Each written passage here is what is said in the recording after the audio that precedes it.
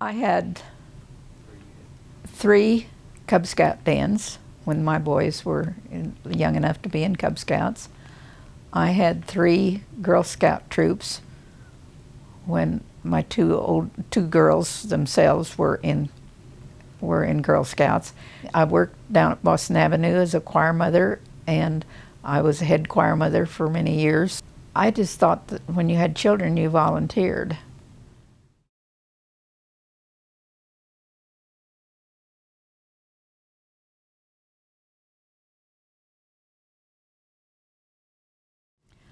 Well, because of my son's death in '91, I decided that it was time for me to do something to make his life and death somewhat worthwhile. And he put me on a path that I would have never been on if it hadn't been for him. And it's a path that I am so grateful that I've been able to travel and have gotten a lot of value out of it. I've certainly gotten tenfold more than I've ever given.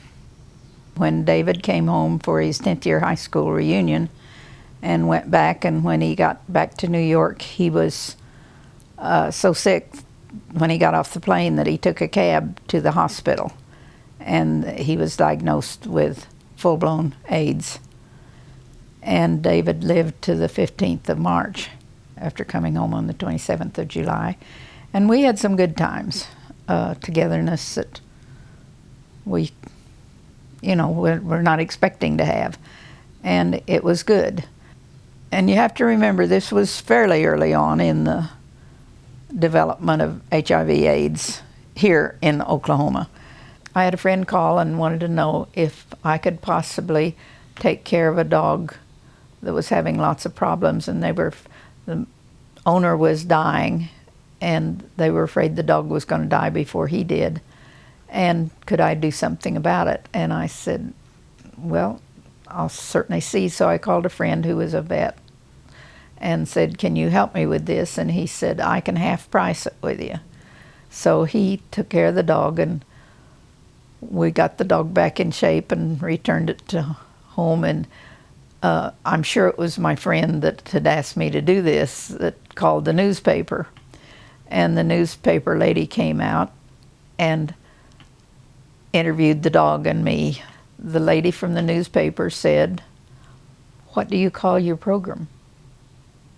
And I looked at her kind of funny and said, I didn't know I had a program. And she said, oh yes, this is too good to not continue. And so we did a 501(c) and set up a friend for a friend. And this is when I knew how badly people wanted to know what they could do to help with AIDS, because by the picture of the dog was in the paper on Friday, and by Monday I had had over 500 calls offering to donate money to help with the program. At that time, what we did was we walked dogs, we changed cat litter, and we made acquaintances with the people that had the dogs. When the boys would get obviously sicker, I would say, well, if you have to go to the hospital, who would you want to keep your dog? Because that was one thing that I had determined I could not do. And so we ended up with people that would be walking a dog or changing cat litter for somebody would call and say, would it be all right if I took dinner into so-and-so? And I said, well, you'll have to ask him. And it became a friendship type thing. And more people learned about AIDS than I ever suspected that there would be people to learn. It was a great thing, really. And now we do vet care and furnish dog food and grooming. And we can board if that person is in the hospital, I do have boarding abilities now that I didn't have before. I was visiting with a young man, and we were talking about how hard it was for them to have any place to go that was safe, that was welcoming, and we got to talking about it and decided that we would try to find a house and we would call it our house. And so we found a house because of the person I was working with. He got all the gay people that he knew that were healthy to come, and they painted the house. And our intention was just simply to have some sandwiches, some cookies, some snacks through the day, and we ended up having as many as 36 people at lunches for gourmet meals. People would bring food in and cook it. I had cooks that came on a regular basis. We didn't require anything of the people that came except come in. We opened our arms and they were welcome. When we first started, I said, I can pay the rent for 6 months. A lot of the bars did fundraisers for us to a tremendous amount of money.